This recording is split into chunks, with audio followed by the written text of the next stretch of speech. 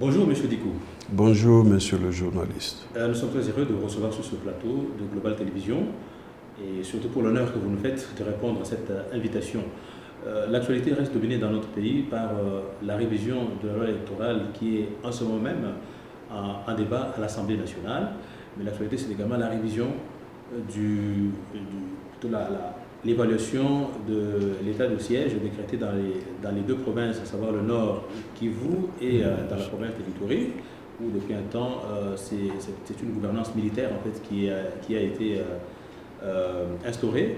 Et puis, l'actualité, ce sera aussi la question politique pour essayer de faire un petit bilan à mi-parcours depuis l'avènement du président de la République, Félix Tshisekedi, au pouvoir. Alors, pour commencer, la révision de la loi électorale, c'est déjà la question aujourd'hui, à ce moment même où nous parlons. Est-ce que c'est une bonne initiative en prévision des élections quand on sait qu'il ne reste plus qu'une année pour que ces élections se tiennent? Oui, merci beaucoup pour nous avoir accordé cette opportunité. La loi électorale, normalement, doit être révisée parce que j'étais aussi candidat en 2018. Nous avons vu les difficultés, les limites de la loi qui est en révision présentée. Donc, nécessairement, on doit revoir cette loi électorale parce qu'elle a montré ses limites. D'autre part, vous verrez par exemple le problème des cautions. Nous sommes en démocratie. Il y a le pluralisme politique. Il faut ouvrir les opportunités ou la chance pour tout le monde. Mais regardez la caution qui a été demandée. Il fallait que ce soit une caution par liste, mais on avait exigé une caution par individu, ce qui mettait les autres en difficulté de pouvoir se présenter. Donc, ce sont là quelques éléments que je peux juste qui justifie en fait la nécessité d'une révisitation de cette loi. Alors, mais puisque vous avez déjà commencé à aller en détail des éléments qui vous préoccupent vous personnellement, parlons-en maintenant de la question du seuil, justement. Est-ce que tous les candidats sont-ils préparés? Est-ce qu'il n'y a pas un problème d'information, de sensibilisation, ce qu'on appelle habituellement l'éducation citoyenne, l'éducation civique, qui manque fortement, autant pour les partis politiques que pour les membres de la société civile. Et finalement, les gens se retrouvent un peu perdus en allant postuler à n'importe quel poste. Oui, je crois le but de partis politiques ou les missions qui sont assignés aux partis politiques sont tels que les partis politiques doivent former, doivent aussi informer. Alors, il s'est fait que sur cet aspect-là de seuil ou du calcul de seuil, beaucoup de partis politiques avaient des difficultés parce que l'information n'était pas là. Les candidats se présentaient aux élections, ne savaient même pas comment les choses étaient préparées, voire même le problème sur les témoins, l'accréditation des témoins. Et tout ça, il faudrait qu'en amont, qu'il y ait une formation et que les partis politiques se mettent. C'est maintenant le moment. Alors, quand vous parlez il faut qu'il y ait une formation, est-ce que vous dites, parce que vous-même, je rappelle que vous êtes à la tête d'un parti politique, même si vous ne parlez pas beaucoup, vous êtes à la tête d'un parti politique. Est-ce que c'est le problème de la CENI ou c'est le problème d'abord des acteurs eux-mêmes? Ici, je vois la société civile, les partis politiques. Oui, au départ, c'est le problème de la CENI. Parce que lorsqu'il y a la loi électorale, la CENI reçoit cette loi parce que nous avons une difficulté chez nous, dans notre pays. Lorsqu'une loi est promulguée, c'est difficile qu'elle soit à la portée de tous. Alors, étant donné que l'institution CENI s'occupe des élections, alors la CENI, dans ses activités, se retrouve avec les acteurs pour les élections. Et c'est en ces occasions-là que la CENI est appelée à comment je dirais, est appelé à fournir l'information aux acteurs de la société civile comme des partis politiques pour qu'ils soient mieux informés et qu'à leur tour, qu'ils aillent aussi répandre l'information auprès de leurs membres et se préparer en conséquence. Est-ce que c'est un avis, c'est un exercice de responsabilité partagée entre la CENI, qui est une institution d'appui à la démocratie, mais qui a plutôt le rôle d'organiser les élections, et le fait que la loi qui vient de l'Assemblée nationale, qui finalement, l'Assemblée nationale, on va dire, c'est la représentation du peuple qui devrait en amont avoir plutôt cet aspect des choses? Oui. Lorsque nous regardons dans les pays de la vieille démocratie, nous trouvons que les élections sont organisées par le ministère de l'Intérieur. Donc c'est pour dire que c'est le gouvernement. Une fois qu'il y a des dispositions, c'est le gouvernement qui s'en charge. Alors, ici, donc vous exemptez la CENI. La CENI ne devait pas avoir ce rôle-là en premier lieu. Non, c'est pour dire que aujourd'hui, c'est la CENI qui organise les élections. D'où elle a la responsabilité de pouvoir sensibiliser les acteurs qui sont pour les élections, la société civile comme le parti politique. Et que fait le gouvernement à ce moment-là? Il n'a pas une responsabilité quelconque dans la sensibilisation sur cette loi? Bon, ici, vous voyez le contexte dans lequel nous sommes en train d'évoluer. Si le gouvernement, à travers son ministère de l'Intérieur, prend le devant, on dira non, non, non, vous voyez, le gouvernement s'implique parce qu'ils savent qu'ils vont tricher quelque part. Parce qu'on a dit il faut qu'on fasse confiance à une institution indépendante qui est la CENI, et alors toute la charge incombe à la CENI. Alors là, vous évoquez une question qui va nous ramener à la politique, mais puisque nous avons prévu de parler un peu de la politique au cours de cette émission, on va y revenir, on va y arriver. Mais alors, on revient d'abord sur cette question précise d'ordre purement technique. Vous évoquez tout à l'heure la question du seuil. Alors, comment on comprend le seuil dans une élection? Est-ce que c'est quoi finalement? Qu'est-ce que les gens doivent retenir? Tout à la fois les candidats, mais également les électeurs eux-mêmes. Oui. Par rapport à la loi qu'on est en train de réviser, le calcul du seuil était établi parce que les élections, avant, on y allait à travers son parti politique, mais avec la loi qu'on veut révisiter cette fois-ci, donc il fallait aller aux élections avec le regroupement. Donc, il fallait voir, donc, si nous sommes par exemple à Kinshasa, donc ce regroupement-là qui a présenté les candidats à différents niveaux, est-ce que le regroupement est arrivé à atteindre les seuils qui étaient placés de 3%, 1% pour les nationales, 3% pour les provinciaux.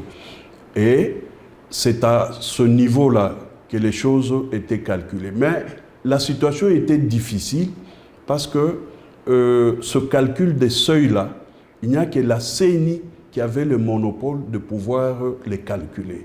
Cependant, les partis politiques n'avaient pas accès à cette information. Et donc, vous dites qu'au moment de la réforme, tout en révisant cet aspect des choses, mais vous n'avez pas proposé qu'est-ce qu'il faut à la place pour pouvoir faire ces seuils-là, il faudrait que les partis politiques aient accès au mode de calcul.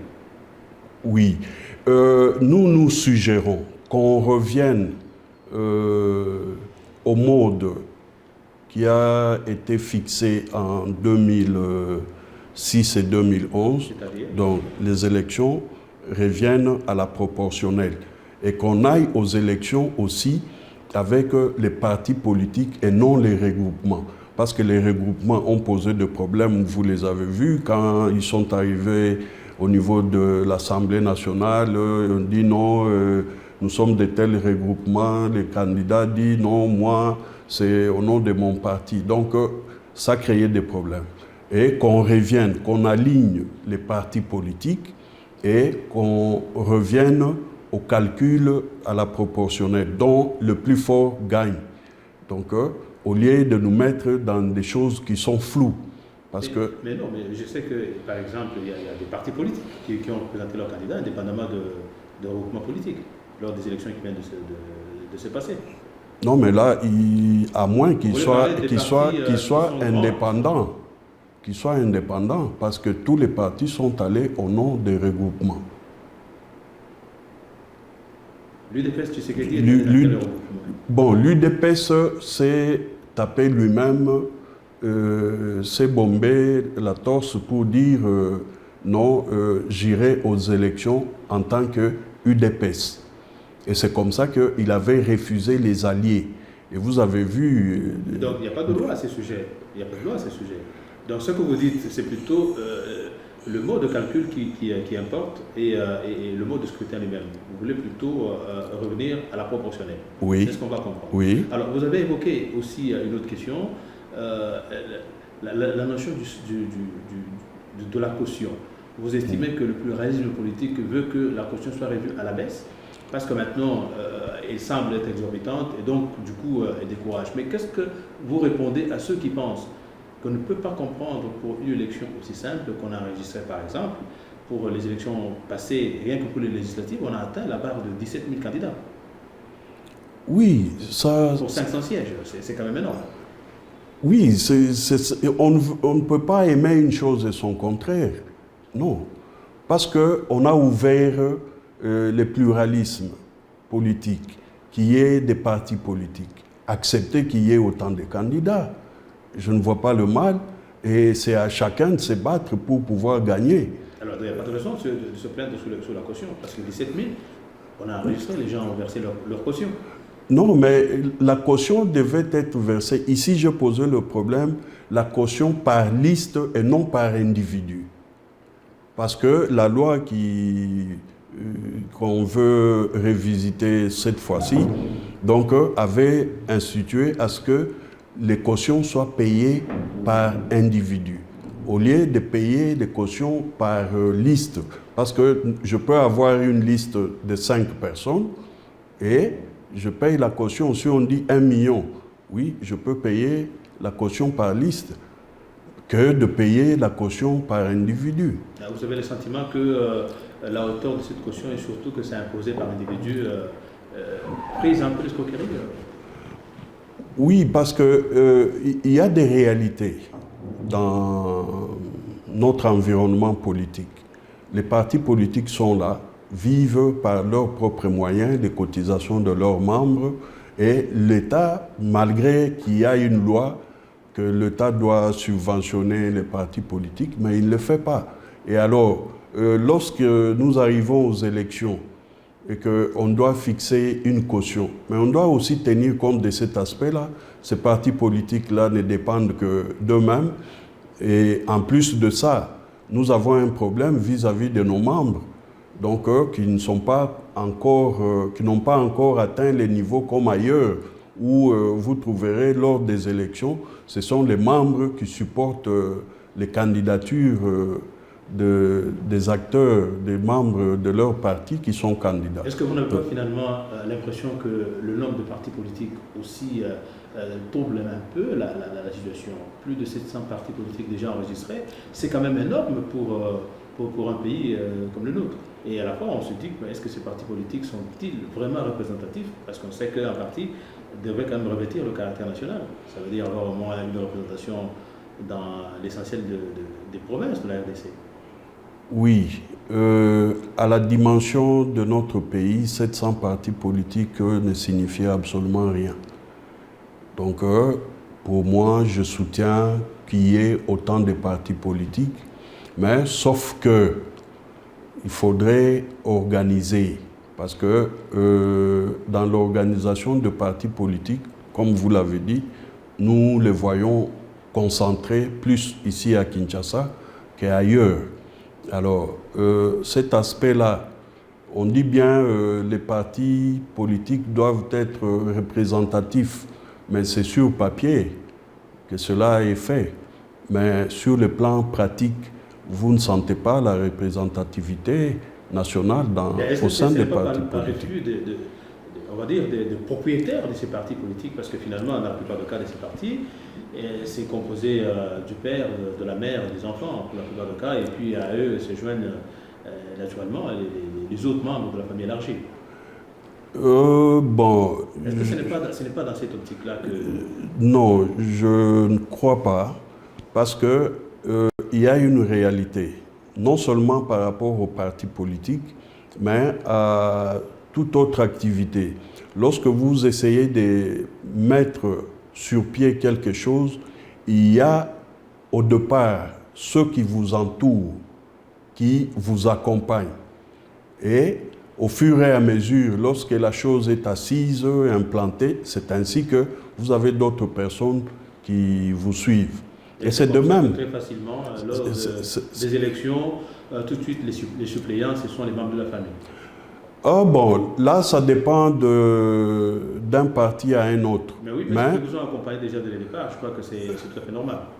Bon, ils accompagnent au départ. Il y en a qui se fatiguent à mi-chemin. Mais tout de même, ceux avec qui on arrive, ce sont ceux-là, lorsqu'on arrive quelque part, on essaye de les placer là où il faut les placer. Mais ce n'est pas nécessairement que pour avoir un suppléant, il faut que ce soit un membre de votre famille. Non. Malheureusement, c'est ce que nous remarquons pour la plupart des cas. On évolue. Est-ce que, comment vous répondez à ceux qui pensent qu'au nombre des dispositions à revisiter, il y a également la question de repasser de 1 à 2 tours? Parce que c'était déjà une question qui avait été, qui a fait aussi l'objet d'une certaine polémique à un niveau donné. Oui. Et ce serait pour quel impact selon vous? Merci beaucoup. Vous voyez, actuellement, tout le monde se focalise sur les élections présidentielles. Parce que lorsqu'on parle de 2 tours, là, c'est en rapport avec les élections présidentielles. Et on parle de 2 tours, c'est pour permettre aux gens de faire des calculs. C'est comme actuellement en France. Ils auront un 2e tour. Mais qu'est-ce qui se passe? Les gens maintenant cherchent à se retrouver soit d'un côté ou de l'autre. Et c'est comme ça aussi que nous aurons des gens qui ne viendront pas pour servir le pays, mais qui viendront avec des calculs politiciens pour pouvoir chercher à renfler leurs poches. Raison pour laquelle, pour moi, qu'il y ait un seul tour ou 2 tours, mais il faudrait qu'on commence les élections à partir de la base. Qu'on commence d'abord avec les élections municipales. Parce qu'avec les élections municipales, les choses vont se dessiner à partir de la base. En ce moment-là, c'est le système de pyramide. Donc la base est élargie et vous avez les sommets qui se rétrécissent. Et je crois, si nous commençons à la base, nous aurons des difficultés que les gens fassent des calculs. Même les élections à un seul tour, on aura déjà un candidat. Alors les élections à 2 tours permettent à ce que les gens, même ceux qui étaient de l'autre côté pour un autre candidat, lorsqu'ils verront, ah non, celui-ci, je trouve qu'il va passer, ils vont changer. La transhumance politique, nous l'avons vécu ici. Donc, facilement, ils vont basculer de l'autre camp, dans l'autre camp, pour pouvoir s'aligner à ce qu'ils trouvent gain de cause. C'est ainsi que, parce que on nous a toujours chanté qu'il n'y a pas d'argent. Vous voyez, les élections municipales, c'est depuis 2006 qu'on ne les a jamais organisées. Mais cependant, la loi parle de cela. Alors, que faut-il faire pour nous? Parce que nous, quand je dis nous, nous sommes parti moboutiste, pas moi. Nous disons, il faut qu'on fasse toutes les élections ensemble, cette fois-ci. Municipales, provinciales, nationale et présidentielle. C'est-à-dire comme le ça, même jour? Oui, on peut le faire le même jour pour éviter beaucoup de tracasseries, parce qu'avec un même bulletin, on peut faire les mêmes élections et toutes les élections au même moment.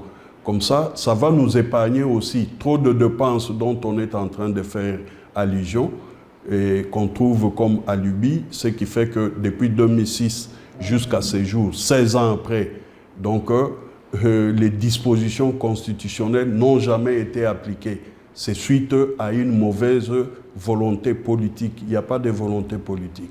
Parce que lorsqu'il y avait volonté politique, on a décrété la gratuité et nous l'avons vu, cette gratuité. Alors, contre la machine à voter? La machine à voter ne pose pas problème. Donc on peut garder le même système. On peut garder le même système avec la machine. Au départ, la machine à voter n'avait pas fait l'objet d'un débat. Elle est venue, elle s'est imposée comme telle par la Commission nationale indépendante à l'époque. Est-ce que vous pensez que maintenant, pour peut-être mettre tout le monde d'accord, il faudrait en faire l'objet d'une disposition sur cette loi qui va être révisée? Oui, parce qu'au départ, cela est arrivé après que la loi soit promulguée, mais pour le moment, on doit en tenir compte. Mais je ne vois pas pourquoi la machine à voter est mauvaise, parce que nous l'avions vu et ça nous a facilité plutôt la tâche que d'aller avec des systèmes manuels et avec la machine à voter. La révision de la loi électorale suscite encore, pas de tension, mais disons, alimente dans une certaine mesure une certaine polémique.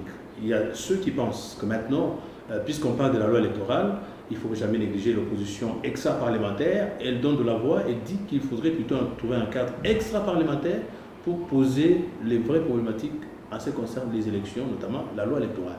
Le faire au niveau de l'Assemblée nationale signifie exclusion. Est-ce que vous partagez cet avis, vous qui êtes au Parti Moboutiste? Nous ne partageons pas cet avis parce qu'au départ, l'opposition est reconnue par une loi. Et ceux qui sont dans des institutions ou surtout à l'Assemblée nationale, dans des assemblées provinciales, ils disent que eux, c'est la résistance. Que nous ne voyons nulle part. Il n'y a aucune loi de notre pays qui évoque la résistance. Mais c'est quand même une opinion, vous devez tenir compte de ça. Si nous disons nous sommes légalistes, nous sommes démocrates, nous ne pouvons pas évoquer quelque chose qui est en dehors de... Tout le temps ici, ils décrivent la violation de la Constitution. Mais eux-mêmes... On lui met une croix absolue. On met une croix parce qu'on ne peut pas prendre les débats qui doivent se retrouver dans des institutions, amener ça en dehors des institutions parce que c'est une résistance. Non. Ils ne sont pas reconnus par les textes. On l'a compris. Alors, aujourd'hui, on parle de la révision de l'état, pas la révision, de l'évaluation de l'état de siège. Vous savez, cette matière a fait aussi polémique. D'une part, il y a ceux qui pensent que les raisons, les objectifs poursuivis en instaurant l'état de siège n'ont pas été atteints. Il faudrait évaluer pour trouver d'autres canaux. Qu'est-ce que vous avez retenu d'abord de l'état de siège depuis que ceci a été installé? Est-ce qu'il y a eu des avancées significatives quand on sait que l'objectif primordial, c'était de restaurer la paix dans la partie est de la RDC? Bon, étant donné que l'état de siège a été instauré pour amener la paix à l'Est, et depuis son instauration, la paix totale n'est pas revenue à l'Est du pays. Mais du moins, on peut constater certaines améliorations, notamment dans certains coins, selon les informations que nous avons, que notre armée a pu récupérer certains villages qui ont été conquis par les rebelles. Et en plus de ça, ces gens ont changé leur mode opératoire. Alors, pourquoi ont-ils changé le mode opératoire? Parce qu'ils ont compris qu'ils sont toujours traqués par notre armée. Et ça, c'est déjà positif. C'est pour dire qu'ils avaient une dimension quelconque d'opération et cette dimension a été réduite suite à la présence de notre armée.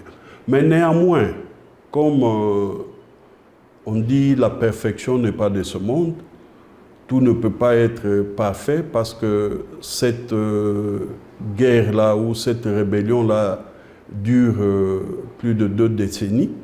Ce n'est pas avec une baguette magique ou avec une année de l'état de siège qu'on peut arriver à résoudre totalement cette affaire.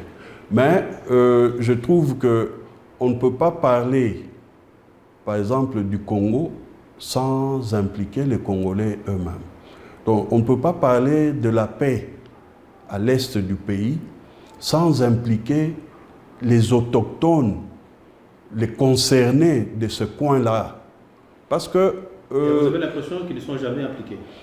Je dirais, nous avons deux niveaux différents. Ceux qui sont impliqués, ce sont peut-être les députés, tous les ministres de ce coin-là. Mais cependant, j'ai évoqué ici pour les élections, qu'on commence les élections à la base. Il y a toujours un problème, il faut impliquer la base. La base, ceux qui sont réellement, qui vivent la réalité. Et finalement, cette base n'en est-elle pas corrompue, selon vous? Parce que, selon certains échos qui nous parviennent, quand on retrouve parmi les gens qui facilitent la tâche, c'est justement cette population qui constitue la base. On trouve des femmes qui font semblant de traverser des champs avec des bassins sur leur tête, et lorsqu'on les interpelle, on trouve qu'il y a des munitions. Oui, nous avons un problème dans notre pays. Vous voyez, quand M. Mobutu avait instauré le MPR avec l'école de formation des cadres qui était appelée Institut Makanda Kabobi, ce n'était pas en vain. C'était pour qu'on puisse apporter non seulement aux cadres, même à la population, certaines informations et formations sur le patriotisme. Pourquoi ces choses ne se sont pas effectuées à l'époque où Mobutu était là? Mobutu a démembré la province de Kivu. Parce qu'il avait les Américains, dit-on. Ah bon, ça c'est ce que les gens disent. Mais la réalité est que nous l'avions vécu. Alors aujourd'hui, il se pose un problème au sein de notre société. La formation ou l'information sur la sensibilisation de la population sur le plan moral et du patriotisme fait défaut. Et c'est comme ça que vous trouverez, même dans la rue ici à Kinshasa, les gens qui disent « Ah, Bateka Mbokango ». Mais quand tu dis « Bateka Mbokango », c'est l'irresponsabilité. Et quand on va vendre le pays, toi tu seras comme esclave. Donc, quelque part, il y a un déficit.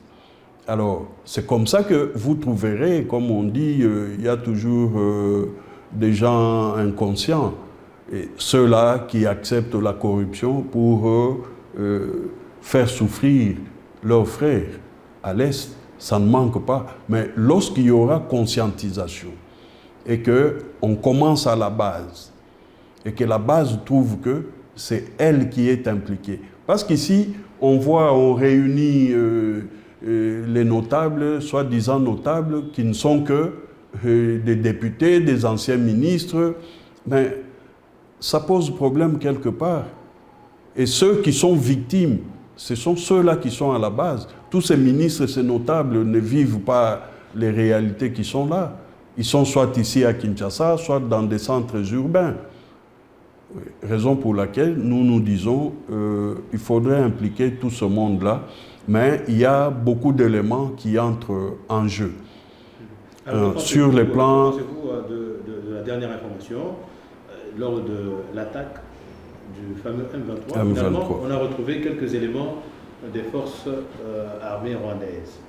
Est-ce que vous pensez que la thèse selon laquelle cette guerre est une guerre d'agression, comme disait Feu Laurent Désiré Kabila, est une réalité, elle est accréditée, et que le sentiment finalement que les Congolais ont toujours de certains pays voisins, notamment le Rwanda, que ces pays ne devaient pas faire partie de la confiance du chef de l'État? Oui. Nous sommes nés ici, nous avons vécu beaucoup de réalités, des prouesses de notre armée à l'époque de Mobutu. Et nous avons une armée forte, mais seulement notre armée est infiltrée. Infiltrée au plus haut niveau. Et moi, je ne mâche pas les mots, je le dis, c'est Laurent Désiré Kabila qui nous a amené tous ces Rwandais-là. Et à l'époque, le feu Tshisekedi, d'heureuse mémoire, avait demandé à ce qu'on puisse payer ces gens-là qu'ils retournent chez eux parce que ce sont des étrangers. Il avait dit non, ce sont nos frères. Mais par après, il reviendra encore vers nous pour nous dire non, c'est un conglomérat des aventuriers.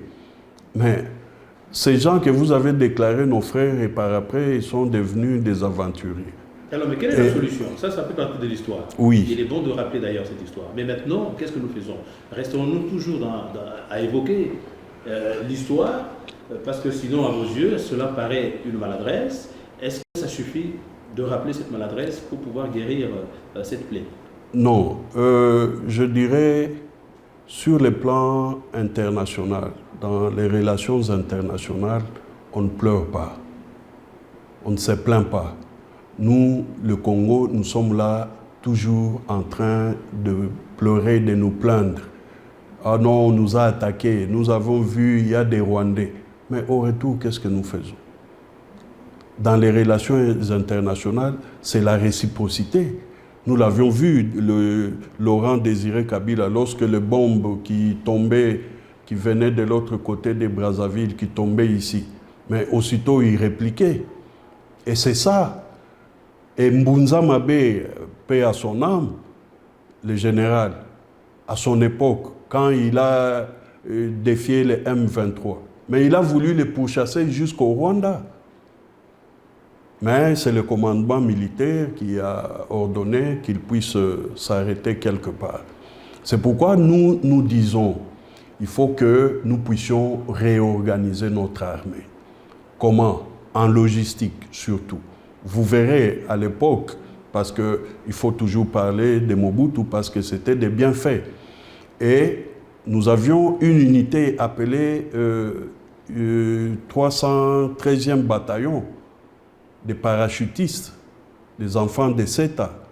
CETA qu'on appelle Centre d'entraînement de troupes aéroportées.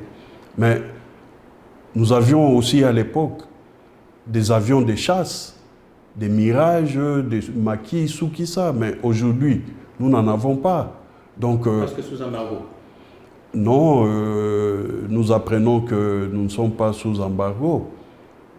Nous ne sommes pas sous embargo et nous devons doter notre armée. Dernièrement, il y a eu des manœuvres, un meeting aérien avec nos forces armées, forces aériennes. Mais c'était avec des appareils empruntés de l'Angola. Pourquoi ne pouvons-nous pas équiper ces forces-là et former des parachutistes? Et lorsque nous apprendrons que les Rwandais nous ont attaqués, et nous répliquons, parce qu'eux disent qu'ils traversent chez nous, parce qu'ils sont en train de poursuivre leurs ennemis. Mais pourquoi nous ne pouvons pas aussi traverser chez eux? Parce qu'il faut poursuivre les M23. Très bien. Alors, donc, c'est dit qu'il y a quelque part une faille dans le chef du gouvernement. Oui. Ce que vous déplorez. Oui. Et qu'il faudra... Alors, maintenant, on va terminer notre émission par cette question. Nous allons parler de l'actualité, pas l'actualité politique, mais plutôt de la situation politique de notre pays depuis l'avènement du président Félix Tshisekedi au pouvoir. Alors nous partirons du programme 100 jours, en passant par Tchili-Gelou, jusqu'à l'idée phare de la lutte contre la corruption. Est-ce que vous avez un bilan à mi-parcours que vous pouvez dresser? Oui, depuis l'accession de notre président Félix Tshisekedi à la magistrature de notre pays, je crois qu'il a un chapelet de bonnes intentions. Il veut mieux faire. Mais le comble est qu'il est entouré des gens, des personnes qui sont allergiques au changement. On a dit la même chose du président Joseph Kabila. Oui, je suis en train d'évoluer. Et parce que ces personnes-là ont évolué dans un système. Et ce n'est pas du coup qu'ils vont se départir de ce système. Donc le président est sain dans cela. Bon, On va dire ça comme ça. non. Il y a un adage qui dit il n'y a pas de mauvaises troupes, il n'y a que de mauvais chefs. Et je vais m'expliquer. Tous ces gens qui sont en train de détruire, de voler à gauche, à droite, parce que nous l'apprenons toujours, il y a des détournements de millions, il y a ceci. Il y a un problème, parce que lui-même ne sanctionne pas. Il peut dire non, moi c'est la justice, mais il faut qu'il y ait qui donne l'impulsion. C'est le chef qui donne l'impulsion. Et il doit donner de l'impulsion pour que la justice fasse réellement son travail. Comment on peut arrêter quelqu'un dont les gens ont décrié, ils ont trouvé que oui, effectivement, on l'a arrêté, mais quelque temps après, on le libère, on invente des motifs, mais par après, la ministre de la Justice qui dit non, la faute incombe au procureur, mais ce procureur-là, qu'est-ce qu'on a fait de lui? Absolument rien. Et tous ces frais qui sont détournés, on ne voit pas, on n'apprend même pas où est-ce que c'est retourné. Voir, c'est trop dire, parce que nous ne verrons pas où est-ce qu'on a retourné. Mais apprendre néanmoins que, voilà, les frais qui ont été détournés ont été remboursés. Et Madame la ministre a répondu à cette question. Il faut vous rapprocher de la Banque centrale. Ah bon, la Banque centrale est appelée aussi à communiquer, à donner des informations. Ça, c'est de un. Deuxièmement, les projets initiés par le gouvernement, des fois, ça patauge ou ça échoue parce qu'il n'y a pas de suivi. Il n'y a pas de suivi dans tout ce qu'on est en train de faire. Donc, une fois lancé, c'est fini. On laisse tomber, on oublie, il n'y a pas de contrôle, et on ne sait pas évaluer même à mi-parcours le projet pour savoir où est-ce que ça a commencé, où est-ce qu'on en est. Non. Et c'est comme ça que les gens trouvent que, ah bon, Kabila part, Kabila revient. Parce qu'avec Kabila... Quel est votre sentiment en conclusion? Oui. Échec ou réussite? Non, c'est un échec parce que même sur le plan social, les choses ne tiennent pas. Donc, il y a échec quand on ne sait pas évoluer. Et on a institué le projet ici, Kinshasa Zéro Trou. Mais je ne sais pas, ce projet-là passe par où.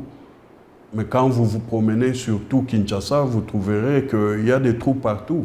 Mais le chef du gouvernement nous avait dit fin janvier, on n'aura plus de trous à Kinshasa. Mais où est-ce qu'on en est? Donc c'est un échec. Et d'où nécessairement en 2023 le changement. On va conclure comme ça.